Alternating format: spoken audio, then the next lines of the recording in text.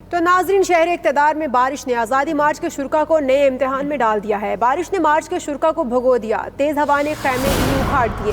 गर्म कपड़े ना होने और सर्दी की शिद्दत बढ़ने से शुरा की मुश्किलात भी बढ़ चुकी हैं। बाज़ ने वापसी की राह अपना ली है। 300 बुखार में मुब्तला होकर हस्पताल पहुँच गए हैं, जबकि दिल का दौरा पड़ने से 2 अफराद चल बसे हैं।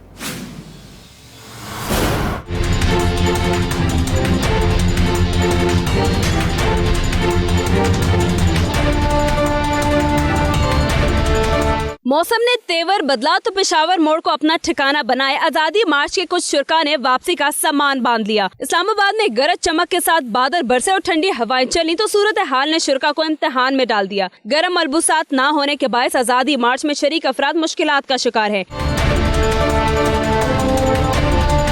जमीयत उलमा इस्लाम फे की क़यादत घरों में सोती रही और शुरा महफूज ठिकाना तलाश करते रहे। पंडाल में मौजूद अफराद ने बारिश से बचने के लिए प्लास्टिक शीट्स ओढ़ ली। कई शुरा ने मेट्रो बस स्टेशन को सहारा बना लिया। कई शुरा मौसम की शिद्दत का मुकाबला नहीं कर पाए और बीमार हो गए। बुखार और नज़ला जुकाम पर 300 से ज्यादा अफराद पिम्स में दाखिल हैं। तेज हवा के बायस धरने में शरीक अफराद के खेमे भी उखड़ गए।